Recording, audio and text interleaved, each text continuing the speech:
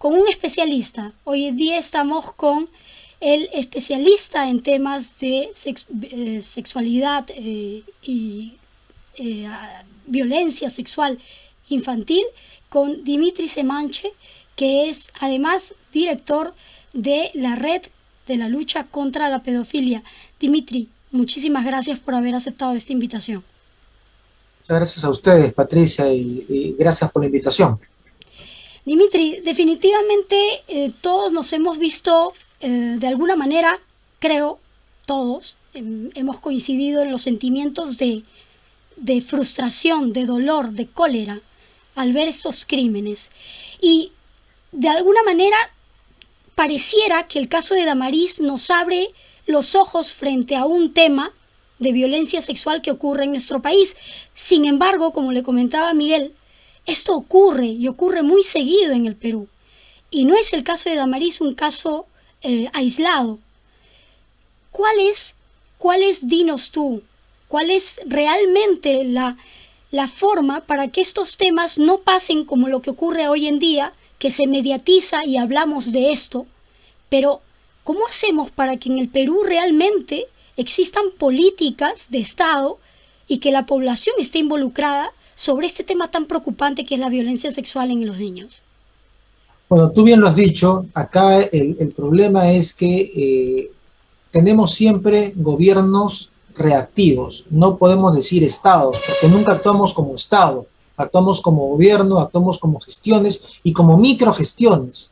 Es decir, cambia un ministro, cambia todo el procedimiento, cambian los funcionarios, cambia toda la forma de pensar, no hay políticas de mediano ni largo plazo, no hay políticas de Estado que trasciendan a los gobiernos, no se enfrentan las cosas de manera orgánica, sino cada uno metiéndose el codo.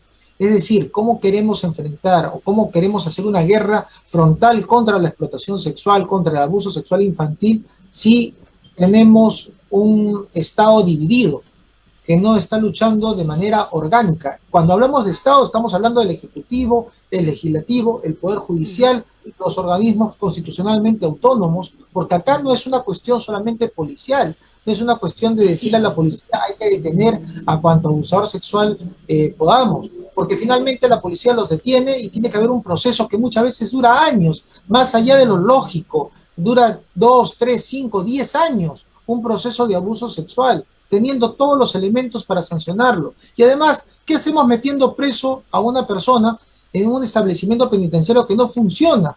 Tenemos al Instituto Nacional Penitenciario que administra distintos establecimientos penitenciarios con casi 90.000 internos, donde está sobrepoblada la población penitenciaria. Solamente en el establecimiento penitenciario San Pedro, más conocido como Lurigancho, que debería ser para 3.200 internos, tenemos casi 11.000 internos. Entonces, el que entra en un establecimiento penitenciario va a salir peor de cómo entró. Lo único que estamos haciendo es esconder la basura debajo del mueble, debajo de la alfombra. No tenemos políticas claras de prevención, porque además estamos reaccionando cuando ya el hecho ocurrió. No tenemos políticas educativas, no tenemos políticas de salud. La salud mental no existe en el país, porque acá hay que hablar bien claro. El tema del abuso sexual hay que dividirlo entre el abuso sexual que ocurre a personas mayores de edad y aquellos abusadores sexuales de menores de edad, principalmente prepúberes, porque acá estamos hablando ya de una parafilia que es la pedofilia, que está en la DSM-5, que está ya identificada como una parafilia, como una distorsión de la actividad sexual. Estas personas se sienten atraídos sexualmente a niños, a niñas o a bebés recién nacidos que no tienen ninguna característica fisiológica que los haga atractivos. Sin embargo, para ellos sí los ven atractivos. Entonces, abusan de estos niños y algunas veces, en la mayoría de casos, estos abusos se dan en el entorno familiar, por lo cual ni siquiera son denunciados. Así es. Y además, imagínate un niño o una niña de 2, 3 años que se va a ir a denunciar a una comisaría, va a ir a denunciar al Ministerio Público, no lo va a hacer. Entonces necesitamos verdaderamente una organización del Estado, una nación que haga una lucha frontal decidida, sin populismo, sin propuestas que claramente saben que no van a funcionar y que en todo caso acá es bienvenida la propuesta que hace el Ejecutivo, porque no por la propuesta en sí misma, sino porque pone en la mesa de discusión algo que nunca ha existido. Nosotros, cuando creamos la Red Peruana contra la Pornografía Infantil en el 2006, y eso es hace más de 18 años, pensábamos que el tema iba a ser parte del debate nacional, pero nunca es así. Quizás si los niños y las niñas votaran, si tuvieran capacidad de voto, los políticos estarían detrás de ofrecerles el oro y el moro, pero como los niños no votan, no existen en las políticas públicas. Esa es la realidad. Y es interesante cuando hablas tú del tema psicológico también, porque si bien es cierto, estamos tratando con personas que tienen trastornos, definitivamente algo está ocurriendo mal en la cabeza de estas personas. Hay un rol del Estado también, porque como tú lo has señalado, Dimitri, y esto es interesante que la gente lo sepa, hay dos categorías de alguna manera. Están los pedófilos, que son las personas que tienen estos sentimientos, esta atracción sobre los niños, los infantes, pero hay también los pederastas, que son los que pasan al acto ya de agresión. Y en el Perú no se trata este tema de la pedofilia como debiera tratarse, es decir, consideramos al pedófilo como un monstruo y definitivamente ese pedófilo va a ser muy difícil que llegue a pedir ayuda si el Estado no lo reconoce como un trastorno y no le brinda esa ayuda para precisamente hacer un trabajo de prevención. ¿Cómo trabajamos en eso? ¿Cómo desmitificamos la imagen del pedófilo para poder ayudarlo? Una cuestión tan sencilla como que durante la pandemia 2020-2021 aumentó el abuso sexual a menores de edad. Cualquiera diría que un niño dentro de su casa estaría más seguro. No fue así. Aumentaron los abusos sexuales contra los menores de edad porque se dan dentro del entorno familiar. Como tú bien lo has dicho, el tema de la salud mental no existe como política pública. Si ni siquiera la salud física lo ha demostrado el COVID, no estábamos preparados como país, mucho menos la salud mental.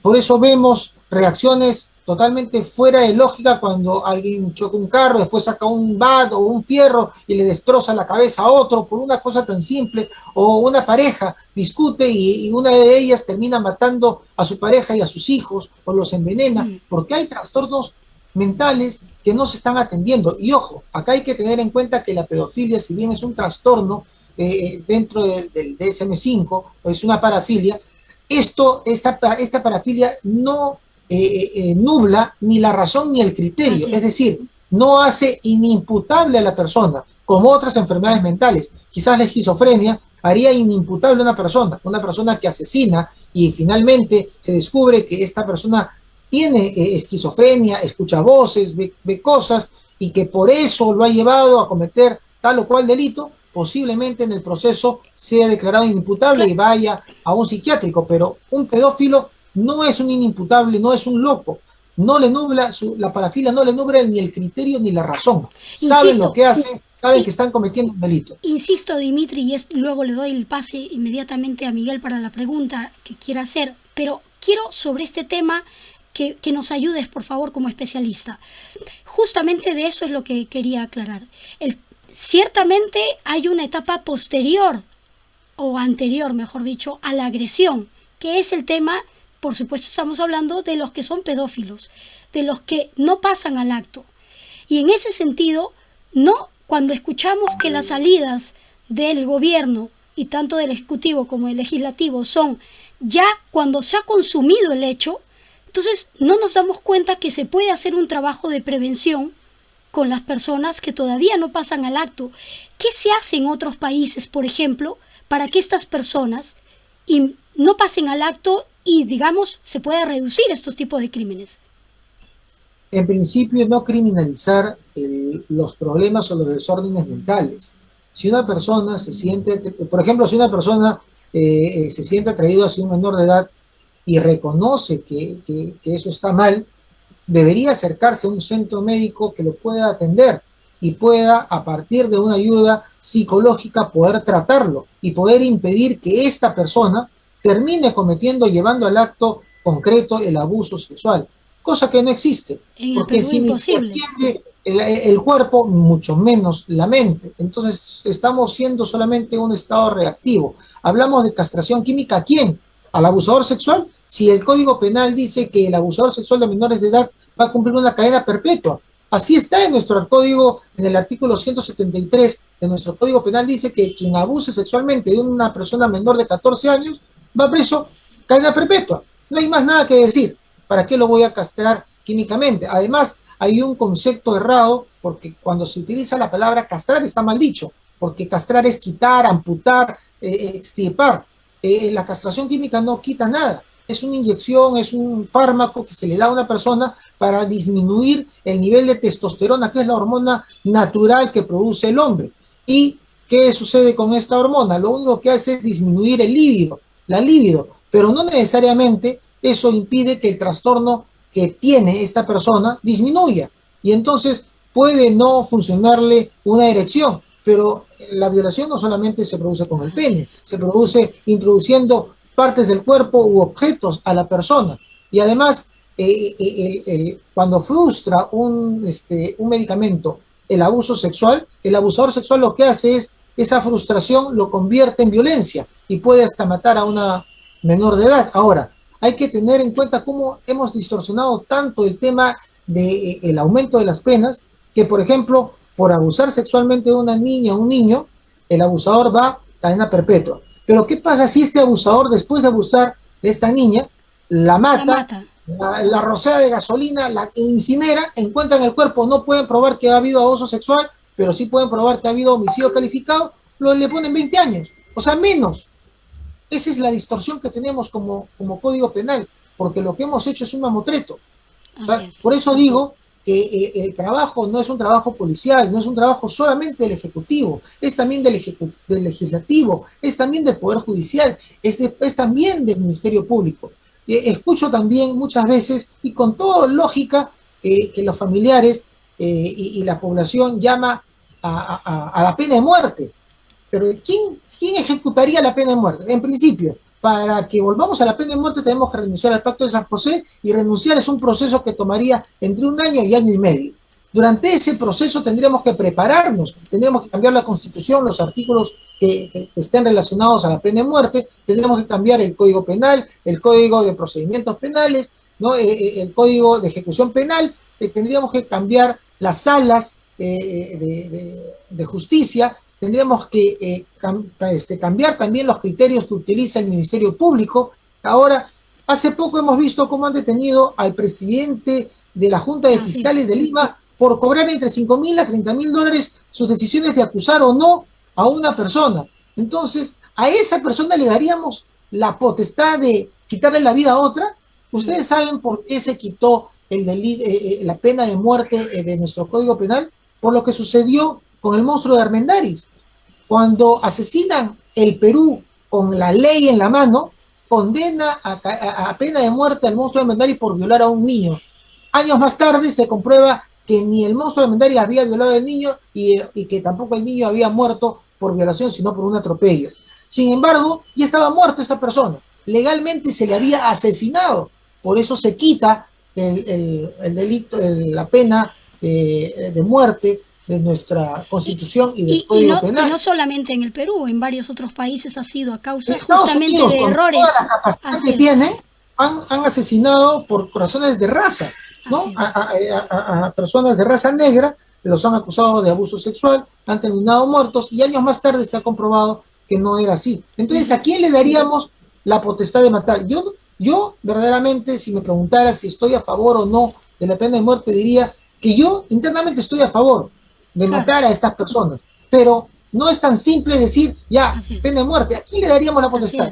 A este Ministerio Público, a este Poder Judicial, que con una llamada, y hemos visto en los audios de los cuellos blancos, cómo se decía que a un pederasta, ¿no? ¿Qué quiere? Que lo absuelva, que lo deje libre. Entonces, si así se manejan las cosas, podrían matar a cualquiera. Entonces, tenemos que, si queremos discutir la pena de muerte, tenemos que discutirlo de manera profesional, sensata y como Estado, como nación. Algo que nunca hemos tenido, porque no hemos tenido nación ni cuando fuimos un país independiente en 1821, ni cuando enfrentamos la guerra del Pacífico, ni el día de hoy. Hoy estamos divididos por centro, izquierda, derecha, blanco, chino, cholo, negro, costa, sierra, selva, norte, centro, sur, oriente. Es decir, todo nos divide, nada nos une. Y todos es meterle el codo al otro, sin llegar a creer, sin llegar a pensar de que el fracaso de un gobierno es el fracaso de un Estado. Lo cierto, Dimitri, es que hay una informalidad respecto a tomar cartas en el asunto en este caso, como en otros también, por supuesto, pero en este caso justamente sobre la vulneración, ¿no? De los menores, de los niños, que son justamente víctimas de estos enfermos, pues hay una informalidad que se evidencia en este caso, ¿no? Que tiene que salir a la palestra la información y tiene que ser un golpe de la sociedad que recrimina y protesta para que realmente pueda hacer algo el Estado, ¿no? Este gobierno y anteriores, por supuesto, no estamos hablando solamente de este gobierno, de los gobiernos que han pasado también, por supuesto, no tomaron cartas en el asunto, porque esto no se inicia ahora con el caso de Damaris, se inicia desde hace muchos años atrás. Entonces, coincido contigo con el tema de la salud mental, ¿no? Nuestra sociedad está enferma mentalmente, eso no me cabe a mí la menor duda, es una opinión personal, por supuesto, la que estoy haciendo. Y esto pasa, sin lugar a dudas, también por un tema de terapia intensiva. Entonces, Dimitri, mi consulta es, ¿qué recomiendas tú justamente que se haga en este aspecto de la salud mental con terapias intensivas que puedan, digamos, a mediano o largo plazo, o si se pudiera, a corto plazo, cambiar toda esta mentalidad enferma que hace que tomen como víctimas a menores de edad? ¿Qué podrías recomendarle tú, Dimitri, a los que te están escuchando? En principio, actuar como un Estado. Es decir, si convertimos al Estado en un cuerpo humano y, por ejemplo, mañana a ti te comienzan a salir erupciones o llagas, sería un mal médico el que te recomiende solamente una pomada. Te tiene que hacer varios análisis, tiene que saber cuál es el motivo, cuál es la razón, de dónde está proviniendo esas erupciones, esas llagas, qué te está causando para atacar la fuente y la raíz. Nosotros como Estado siempre hemos sido reactivos y hemos estado apagando fuegos pequeños. Lo que necesitamos es comenzar a trabajar de manera conjunta con políticas en salud mental, como tú bien lo has dicho, para que en cada distrito puedan haber espacios donde las personas que se sientan deprimidas, donde las personas que sientan que algo pasa y que no es nada físico, sino que lo sienten dentro suyo, no se sienten bien, pueden estar sintiéndose totalmente bien de salud, pero algo los empuja a quererse suicidar o a sentirse mal o a tener una atracción ilógica o a odiar a una persona de manera desmedida, pueda sentarse, pueda acudir. Entonces necesitamos políticas de salud mental, necesitamos políticas también educativas, necesitamos comenzar a hablar de la sexualidad dentro de los colegios, cosa que sigue siendo un tabú. El peor enemigo para lograr una adecuada o una efectiva lucha exitosa contra el abuso sexual es el tabú, el seguir escondiendo el tema como si los niños de ahora fueran los niños del 60 o del 50. Un niño de ahora ha visto decapitaciones, ha visto más sangre que lo que tú y yo hemos visto en toda nuestra vida, ¿no? Seguimos hablando de películas mayores de 18, eso ya no existe. Estamos hablando de que a partir de las 8 de la noche ya se puede hablar tal o cual cosa en televisión. Oye, pero si ahora los programas se graban, lo pueden ver a cualquier momento, en cualquier hora del día. O sea, seguimos viviendo en el pasado. Algo que no ha cambiado es la educación. Seguimos viviendo en la época de 1900. ¿La educación sexual tiene que estar introducida dentro de la escuela? Por supuesto, y dentro de la escuela también el uso adecuado de las nuevas tecnologías, porque una de las cosas que ha facilitado, y con eso no estigmatizo en contra de la tecnología es buena. Pero tiene su responsabilidad también. Pero tiene, exacto. Es decir, cuando tú vas a una ferretería y compras ácido muriático, te ponen ahí una calavera y te dicen, ojo, esto es veneno. Pero cuando tú te vas a cualquier centro donde compras un celular, nadie te pregunta si ese celular se lo va a usar a un niño, si lo va a utilizar un niño, si ese niño cómo lo va a utilizar, si va a acceder o no, porque a las empresas no les importa, ¿no? A Facebook no le importa si utiliza su plataforma para difundir imágenes de abuso de menores de edad, si a partir de sus plataformas se pueden ser captados niños y niñas para el abuso o la explotación sexual. Entonces necesitamos enseñar el uso adecuado de las tecnologías por parte de los menores de edad. Y eso no se lo podemos encargar a los padres, porque los padres no conocen de tecnología. Son personas que han sido fuera de la tecnología. En ese punto justamente que has mencionado, Dimitri, sobre de repente el caldo de cultivo, son también las familias disfuncionales, lamentablemente, que no solamente pasa por un tema de educación sexual, sino un tema de educación en general, ¿no? Entonces, unos padres o unas madres que lamentablemente no tienen la experiencia, no Pero en tienen las de familias repente la funcionales educación. también, Miguel, en las familias funcionales también. Diríamos Hay que más ocasiones allá que de no se si es habla o de no educación. disfuncional, no tienen el conocimiento, no tienen el tiempo. Ambos padres muchas veces trabajan, los niños se quedan al cuidado de sus hermanos mayores o de los abuelos que menos conocen de tecnología. Los niños se piensan, siempre se ha pensado que una vez que estás dentro de la casa ya estás seguro.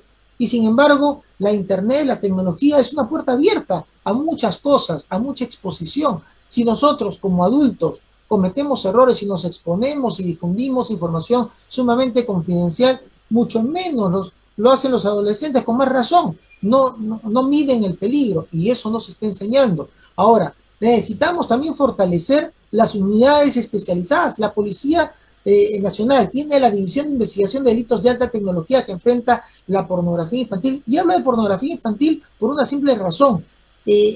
Una de cada 3 personas que consume imágenes de pornografía infantil termina cometiendo abuso sexual contra otro niño. Y eso ya lo está señalando la Academia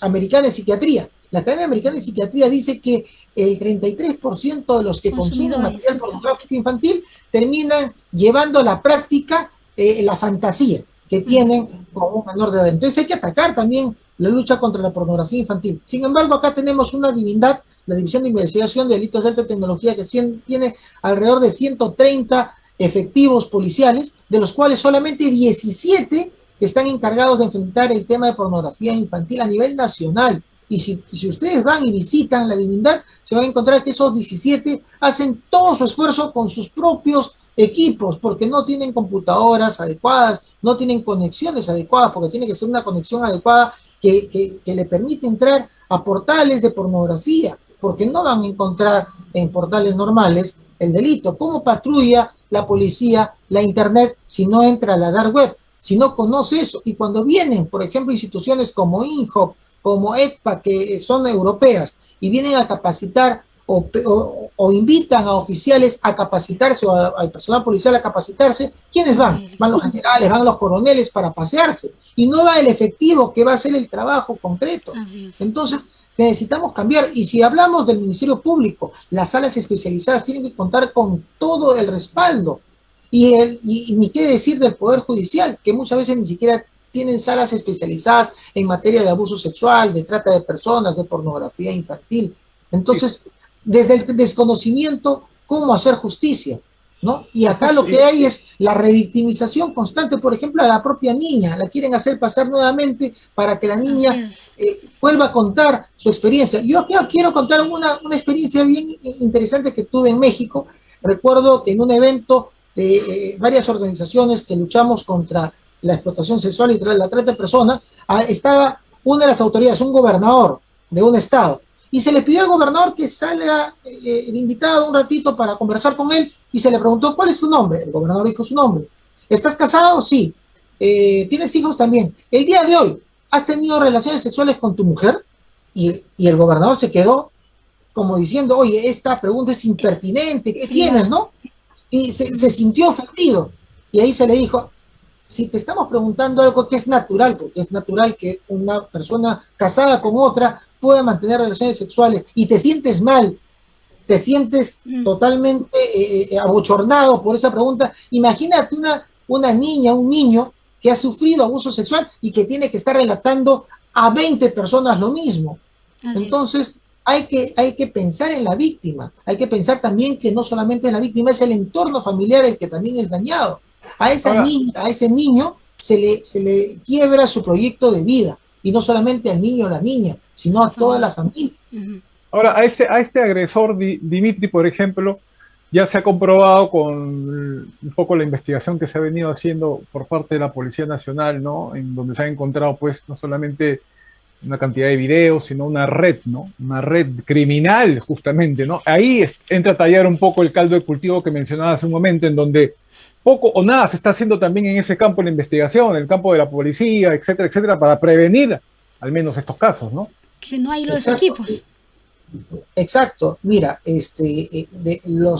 para hacer el análisis forense de estos equipos demora. ¿Y por qué? Porque tenemos pocos efectivos, ¿no? Nosotros en su momento, cuando tuve la oportunidad de estar en el sector interior, planteamos la posibilidad de que esa división se convierta en una dirección, que tenga mayor personal, que tenga presupuesto propio para poder tener mayor capacidad de acción frente a estos tipos de delitos y que ya no solamente estén en Lima, sino puedan estar en todos los departamentos o en todas las regiones donde hay regiones policiales, porque hay una investigación que se da en Iquitos y ese celular, ese equipo que tiene que ser analizado tiene que venir hasta Lima para que alguien lo pueda analizar y ahí hacer su cola para que en algún momento la policía lo pueda analizar. Entonces necesitamos respuestas como Estado. Si hay algo que cambiar en la legislación, tenemos 130 congresistas que más bien de estar diciendo el día de la papaya, el día del emoliente y tontería y media, que verdaderamente se preocupen por la infancia, que pongan por delante a la infancia. Y por eso siempre hablo que esto tenemos que enfrentarlo como en estado de guerra. Cuando hay una guerra, por ejemplo, si un X país nos hiciera la guerra, ahí no interesa si somos hombres, mujeres, si tenemos alguna orientación sexual distinta, si somos blancos, negros, cholos, chinos, si vivimos en la costa, en la sierra, en la selva, si somos de dinero o no, si tenemos trabajo o no, si somos adultos, niños, todos tenemos que enfrentar al unísono una guerra. Si no, perdemos. Eso es lo que nos pasó en la Guerra del Pacífico, que cada uno peleó por su propia lógica, por su propia lugar. No peleó por un país, no tenemos noción de nación.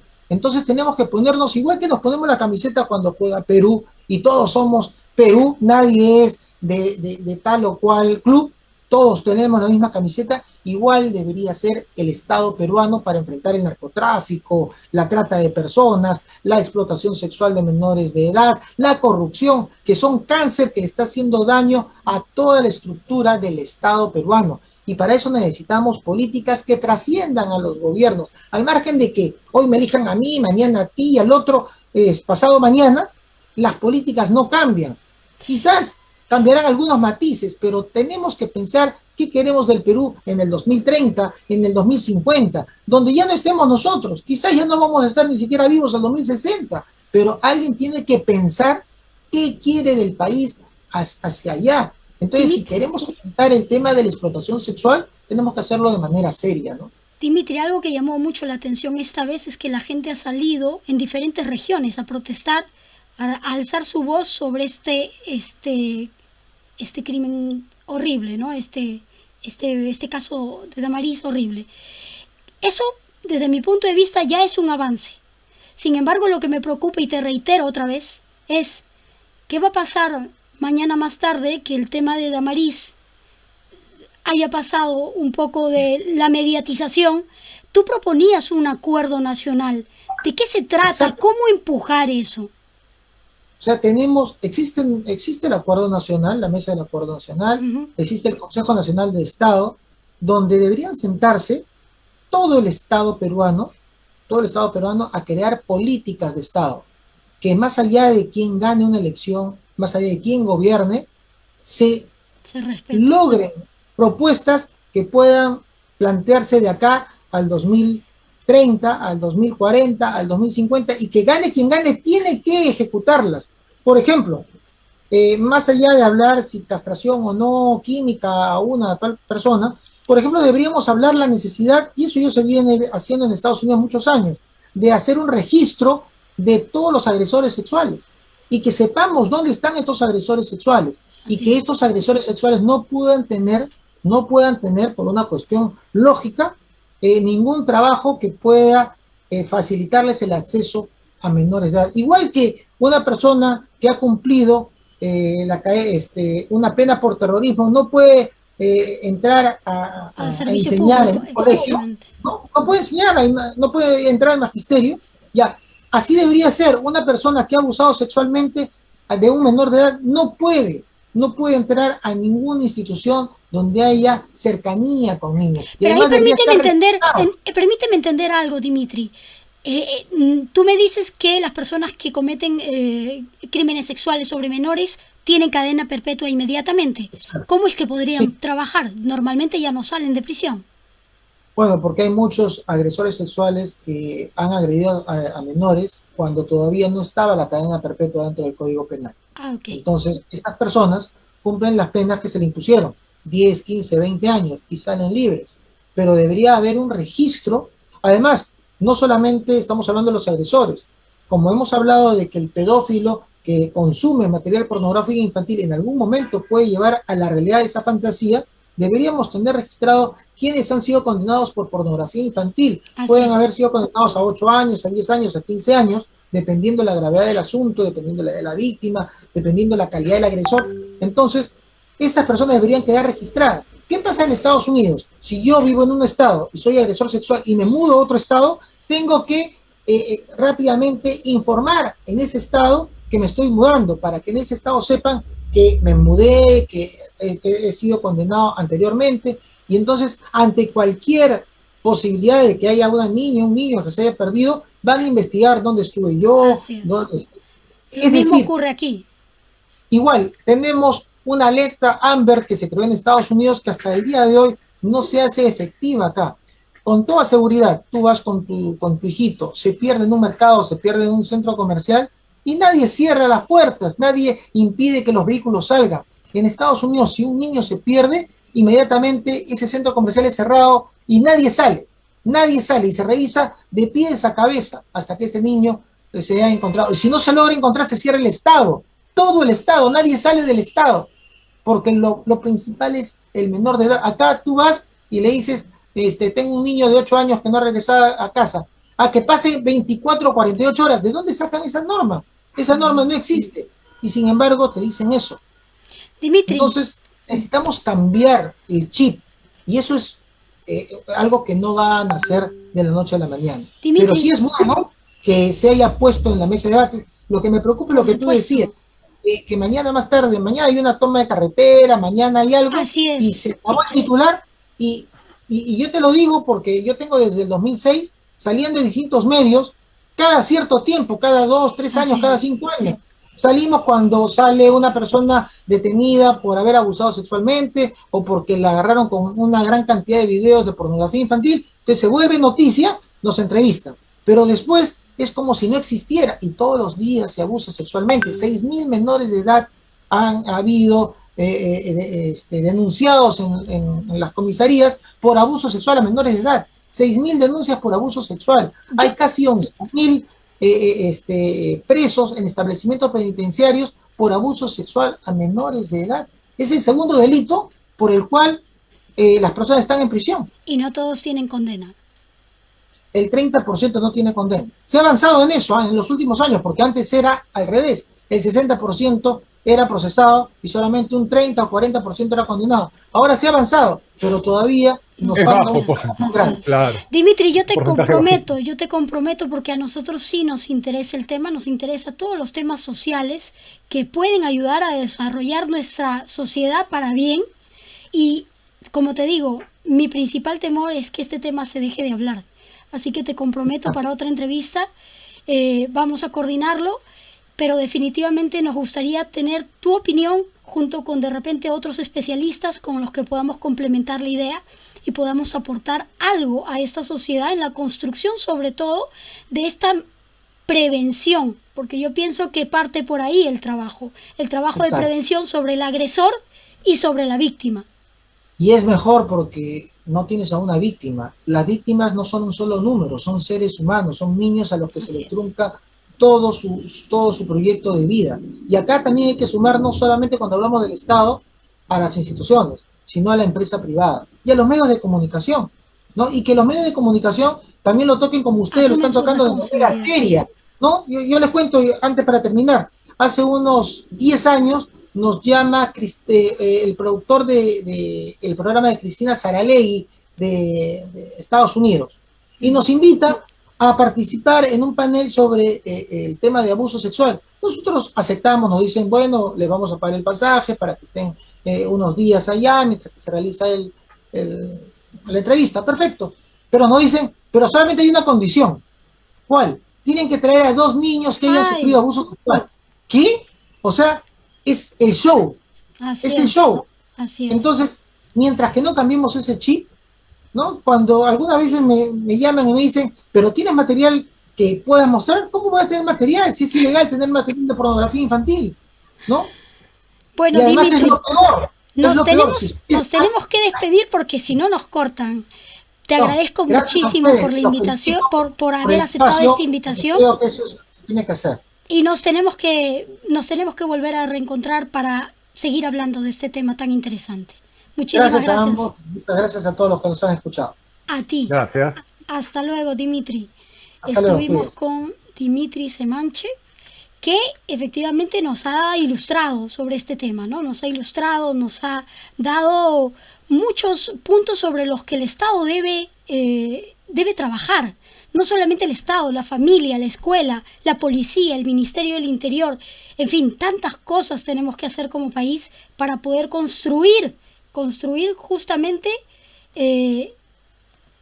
a ver si te tengo, Miguel, te he perdido, aquí estás, ok, ahora sí te tengo, para construir precisamente este trabajo preventivo, para que estos casos no ocurran, para que no exista otra Damaris.